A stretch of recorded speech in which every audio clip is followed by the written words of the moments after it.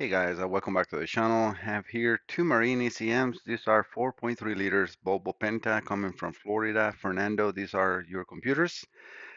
He sent me the port and the starboard computers. He said that he has a problem on the starboard side. Let me just read the information he has here. It says the starboard start and running by running limited is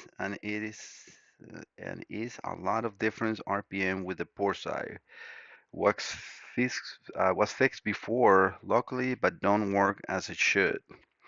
This is 2004 Regal, 27 feet, and it has a twin Volvo Penta 4.3 liters, six cylinders.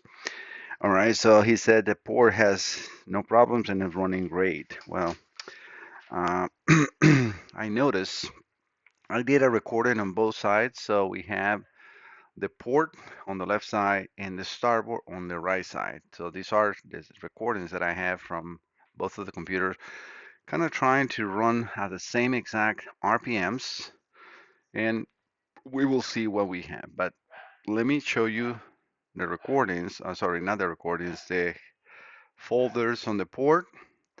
This is the history that I got from the computer. Let me see if we can see this. I'm gonna have to move this in here. No, where is the right here on the back? Yeah, so it is on the back. So let me just show you. Um, Let me show you the recordings because for some reason I have that. I hope I'm trying now have it on the correct sequence. I'll show you the the history of the folds just after we done with this. So right here, as I am just in idle, we have on the port side 775 RPMs, and on the port and starboard, and on the starboard 775 RPMs. They both have the same calibration, 38B7, 38B7. And what I want to match, and this is very important, is pretty much the manifold absolute pressure, the throttle position sensor, and throttle position sensor, even though in this one in here it shows us a 5.9, we need to see the voltage also. So 0.96 and this 1.04. So I'm trying to match this as close as possible. Injector, so right here is not running because we have 13.4 milliseconds and this one is running. So we need to actually move this a little better, sorry, a little more, make sure that I am in the correct one. Yeah, so now it's running and I'm gonna move this one where I can see RPMs moving. Yes. All right, so we got 761, 739, 5.5 of throttle, 0.94, 1 volt. So we got 761, 739, and that changes a little bit. I'm going to try to match around the same RPMs. So 739. Let me see if I can go back. No, 739. So let's go up to like the 1585 because in there we're not having a perfect match, and this is only because I start this one with a different settings. So I'm trying to match. So we have right there on the higher RPM port in 1585, this one in 1577, so 10 RPMs or less, like 8 RPMs difference. That should not change anything. Injection milliseconds of 2.7 per bank, 2.7 and 2.7. I also have the files recorded in here, and I put what the computer is saying and what the simulation is showing. So there's a little difference on there, and that is very common on these 4.3s as far as my simulator readings, and we will see the computer running in a little bit. But what I want you to see is 12.7 on map sensor, 12.8, 1.75 volts, 1.75 volts. So it's reading pretty closely. Throttle position 15.2, 15.2, throttle from 1.33 volts, 1.27 volts. So we're around the same, and that's what we got, like 0.8 difference on, sorry, 8 RPMs difference. But this is again, it will not make any difference. Let me see if I can see the spark advance. Let me just look for degrees. Okay, spark advance 26.2, 25.9, so 26 around the same. So that is pretty much matching one to another. So I'm going to go to the next test that I did, which is over 3,000 RPMs, and I'm going to put both in there. All right, so we got 3,076 RPMs, 3,067. So we got now the same 8 RPMs difference. 8 RPMs shouldn't make a difference. Let's see the manifold pressure 16.4, 16.4, map voltage 2.25, 2.25, throttle position 25.4, throttle position 25.0, voltage 1.69 and 1.7. Again, pretty close to each other. Spark advance 39 degrees, 39 degrees. Injection millisecond 3.6 per bank. Injection millisecond 3.6 per bank. I'm not changing the temperatures. The rest is the only thing that I'm changing. So again, we're looking at the same in both computers. IAC position, we can also see 91 steps, 92 steps, because those will control how much the IAC is also opening. So we need to try to see if it's any big difference that will create a change on the RPM, right? The IAC, if it's opening a lot more compared to the other one, that will change the idle. Again, this is a control environment, not in the boat, but the values are not changing, and this is exactly what I want to do because this will show me if value on the computer is different. In the boat, of course, you're going to have sensors and you're going to have pressures that can change due to, let's say, leak on intake manifolds or, like in the intake injectors leaking, etc. But that will be not here. All right, so, and that will be on the boat, right? All right, go over to the next test. It's over 4,000 RPMs. So I'm going to pretty much try to mimic the same 4,028. All right, so in here we got the same RPMs. 4,228, 4,228. Map at 19.2, map at 19.1, voltage 2.63, 2.65. Again, pretty close. Throttle position 40.6, throttle position 40.2, voltage of 229, voltage of 229, right? So that's why we're really close to each other in here. Let's see the IAC position, 114, 114, that is perfect.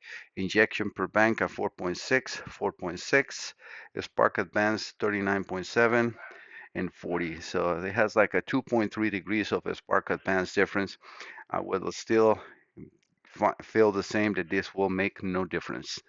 All right, let's go back to idle, which is what I did last, and this will be a more controlled environment again than the one we saw first. All right, so we're now in idle. We got 760 in the port and 758 on the starboard, 2 RPMs difference. The throttle position fluctuates from 7 to 7.8, so that's okay. Then here is a 7, voltage of 1.02, voltage of 1.04. So that's where we have a 0.8% difference. So that is, again, not a problem. I don't know if I said the map, 12.6 map. Okay, so we have a little difference on the map. I should have like seen that because we got 13.4. Let me see if I can get to the 12.6 right there. So, okay, that is now a better map. So let me see. Yeah, right, that's better. So here we will have throttle position of 7.8 and this one 5.1, 1 volt and 1.04. So that's again the little difference in there of the throttle that I have, but that I rather have the map in the same position of 12.6 on 1.73, 12.6 on 1.79. Again, nothing major. IAC position 245 and 245. That's a very important one. If the IAC would be in a very different position, then we have problems. Spark advance 10.4, 10 degrees. This is a perfect match.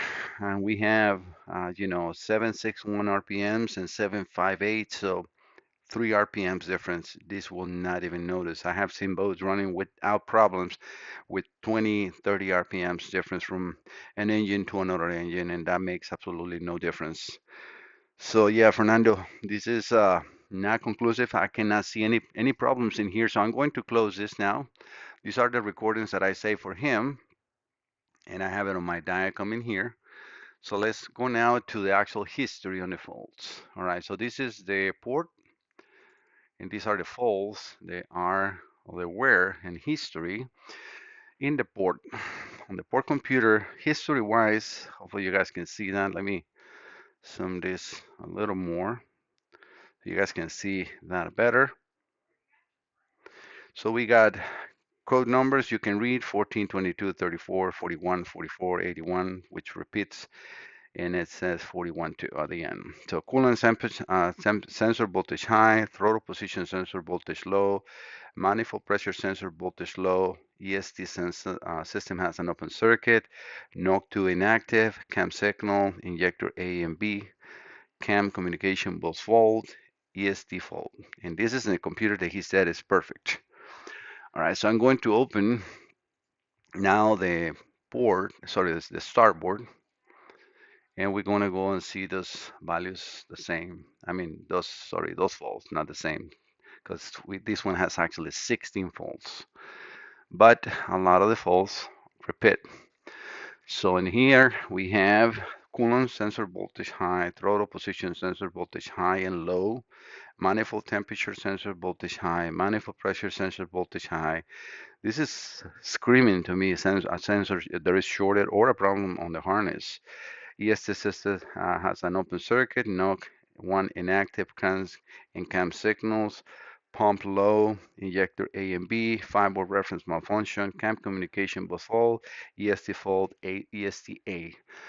All right, so I'm going to connect, well, actually I had the starboard connected. This is the port computer and this is the starboard one. I'm going to first turn it on. We see the fuel pump coming on, and that will be the fuel prime. Let's see how the 5-volt reference and sensor ground is because that's what I'm checking in there. That is perfect, no problems at all. All right, so let me connect with Diacom. This is now going to be a live running test.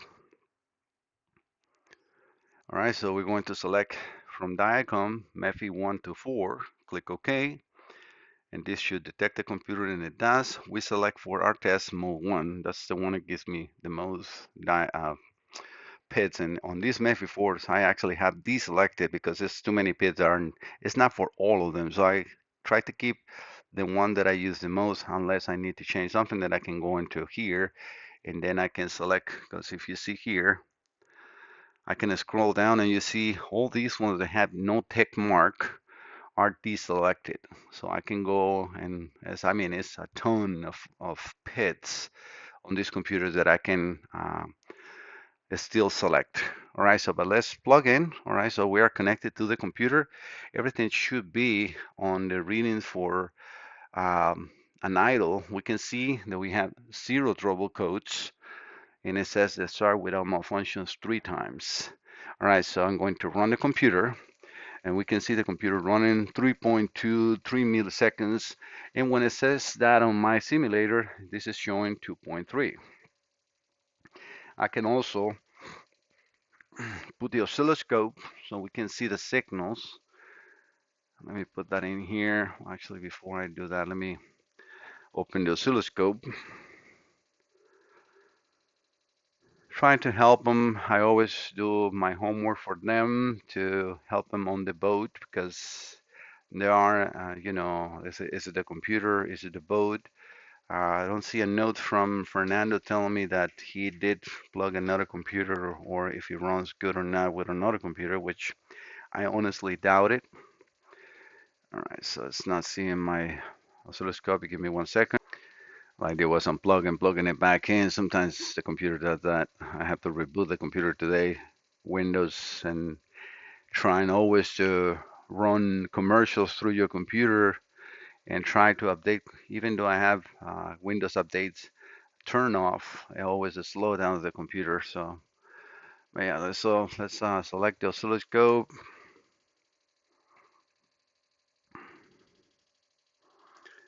Let me change some of the voltage. Actually, yeah, that looks okay. I'm going to change the time. Make sure that we have, well, actually a trigger. Maybe it's not bad on this case. Let me change the time. And let's stop it in 1 second.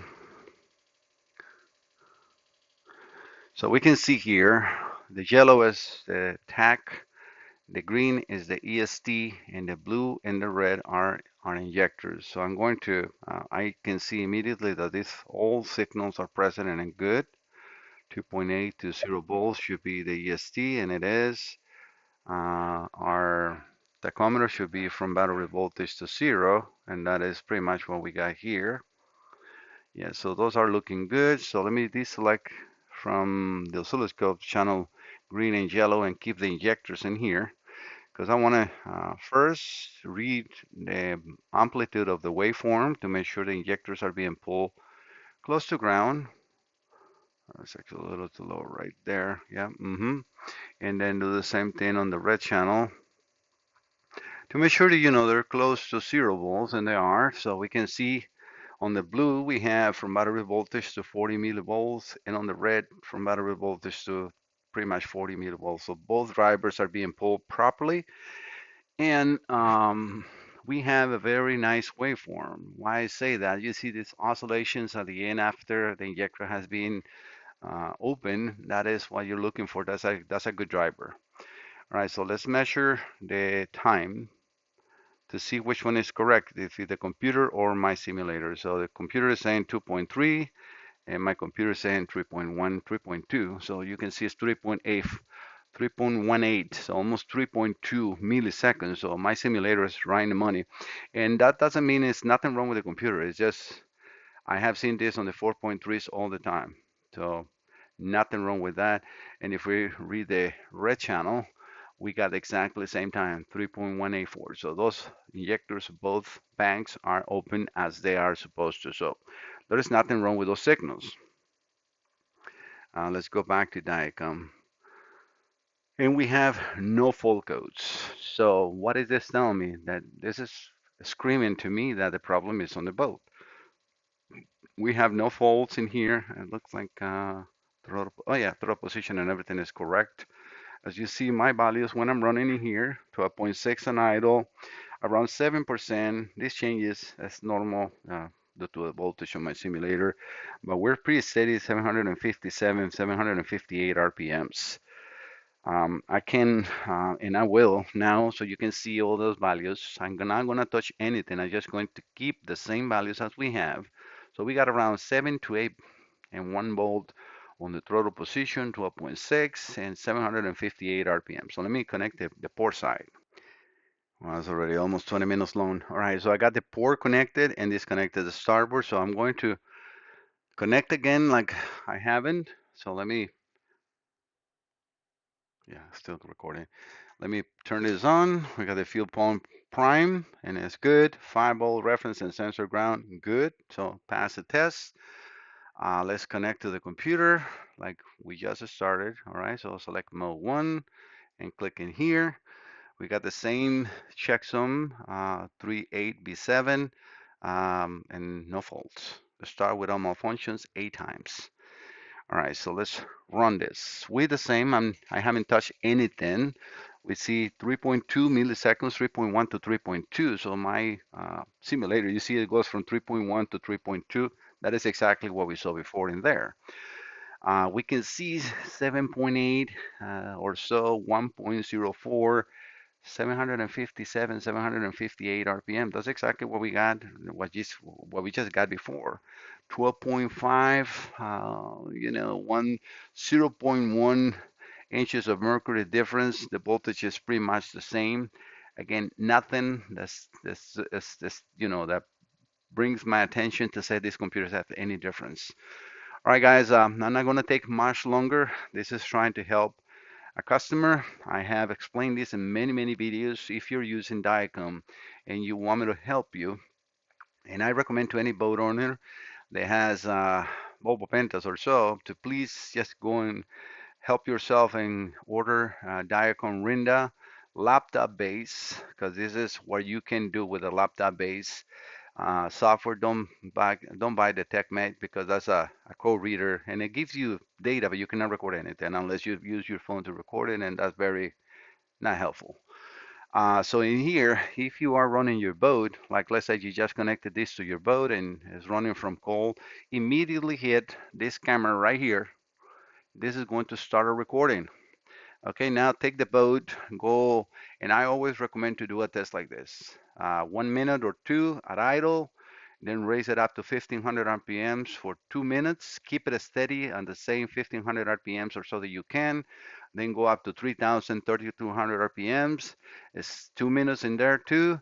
And then do the same at 4000, 2 minutes, do the same. And then come back to even 3000, 1500 if you want to come back, or all the way down to idle and keep it for 2 minutes. And then just stop the recording. When you stop the recording, you click in here, stop.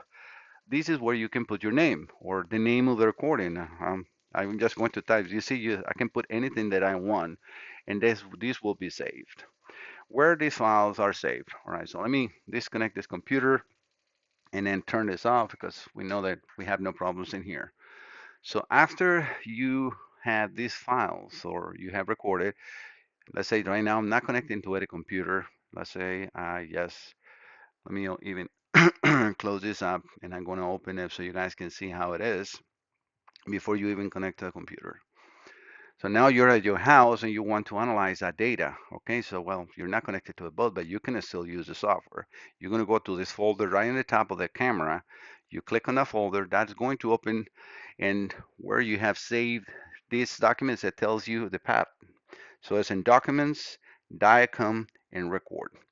All right, so this is where I have, as you see, multiple recordings, and I have Fernando. So if I click on Fernando Gordillo port, now all that file that we saw before is exactly right here. And this is where you can, and even before you click the recording, it records a few seconds, and then all the time that you have, you can scroll, you can see your different RPMs.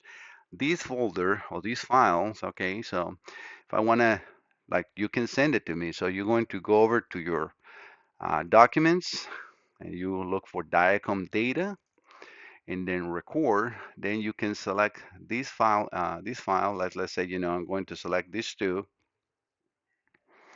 well, or this one. I can even email it to myself. Let's say, I'm going to make a new one. So I'm going to say this to myself. Let me use my other email. So, all